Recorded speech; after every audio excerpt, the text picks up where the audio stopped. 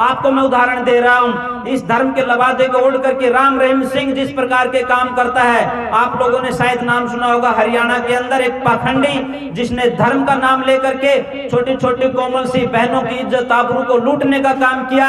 और एक हमारे आर्य समाज के पत्रकार रामचंद्र छत्रपति ने जब उसकी सारी बातों को अपने समाचार पत्र में छाप दिया तो सड़क के ऊपर उसने अपने लोगों से गोलियों से भुनवा दिया। उस व्यक्ति को जब सजा हो गई, जिसका जिक्र किया था हवा सिंह तूफान जी ने, जगदीप सिंह जी ने उसको सजा दी। 4 सजाएं उसकी हैं, 2 आजीवन कारावास हैं, 2 20-20 साल की सजाएं हैं, और सभी जो है एक के बाद एक चलेगी। उसके बावजूद भी वो सड़कों के ऊपर घूम रहा है, तो धर्म इससे बदनाम हो रहा है। दूसरा रामपाल दास है, जो मर्डर के केस में, बलात्कार के केस में, जिसके पास अपने ऐशो आराम की जो जिंदगी जी रहा था, विदेशी जिसके पास शराबें मिली हैं, उत्तेजना पैदा करने वाले कैप्सूल जिसके पास मिले, जो आज जेल के शिक्षकों के पीछे आर्य समाज के आंदोलन की वजह से, ऐसे लोगों ने धर्म को बदनाम किया है। आपने पूरा इतिहास पढ़ जाइए, जब से आर्य समाज बना है कभी भी आपको यह सुनने को नहीं मिलेगा कि किसी आर्य समाज के व्यक्ति ने, किसी आर्य समाज के नेता ने किसी हिंदू मंदिर को तोड़ने की बात की हो।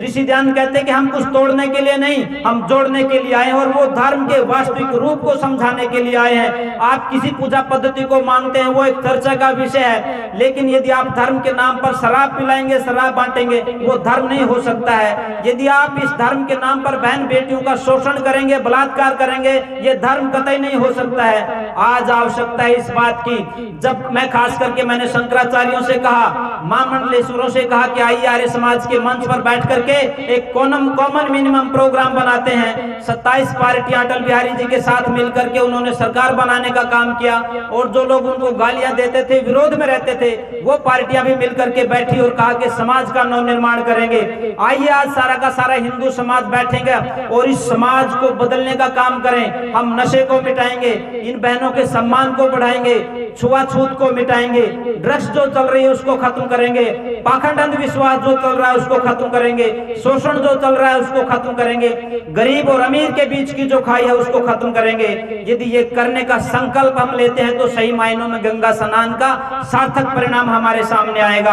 हमारे जितने भी नौजवान साथी और इस माइक की आवाज जहां तक जा रही है, उनसे निवेदन करना चाहता हूं, जब 12 बजे आप डुबकी लगाने के लिए चलोगे, अपना नाक बंद करके जब आप गंगा के अंदर घुसोगे तो एक संकल्प लेकर के घुसना कि जितनी भी बहन बेटियां मैं समाज में देखता हूं वो मेरी बहन बेटियों जैसी हैं, मुझे उनका सम्मान करना है, मुझे अपने पूर्वजों की विरासत को संभाल करके रखना है, जिन्होंने इस धर्म के लिए अपनी गर्दनें कटवा दी पर चोटी को नहीं कटने दिया। हमें उनको आदर्श मान करके आगे चलना है, हमें समाज को जोड़ने का काम करना है। आज के बाद मैं नशे की गिरफ्त में नहीं रहूंगा और मैं अपने साथियों को भी नशे से दूर करने का प्रयास करूंगा। पूजा पद्धति क्या है ये बाद में बैठ करके विचार कर लेंगे। आज इस समाज को बचाने की आवश्यकता है, देश को सुरक्षित करने की आवश्यकता है, इस आजादी को महफूज करने की आवश्यकता है। कहीं ऐसा ना हो हम गफलत में खो जाएं, एक दूसरे से लड़ते रहें और हमारे पूर्वजों ने जो बलिदान दिया है, जो खून दिया है, उस खून के बदले जो आजादी मिली है और धर्म की रक्षा का एक अवसर मिला है, हम उसको खो दें। यदि हम ऐसा करेंगे तो कृतघ्नता होगी, और कृतघ्नता सबसे बड़ा पाप होता है।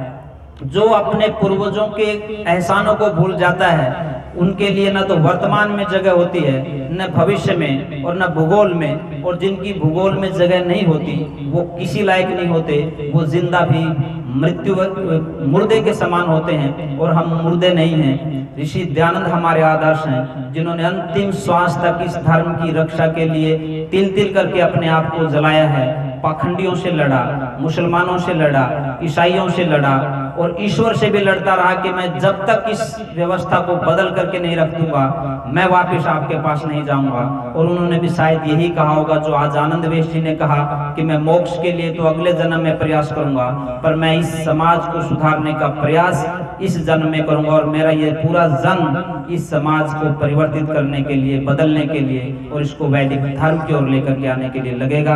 आपने मेरी बातों को सुना, आपका बहुत बहुत धन्यवाद। सबको नमस्कार।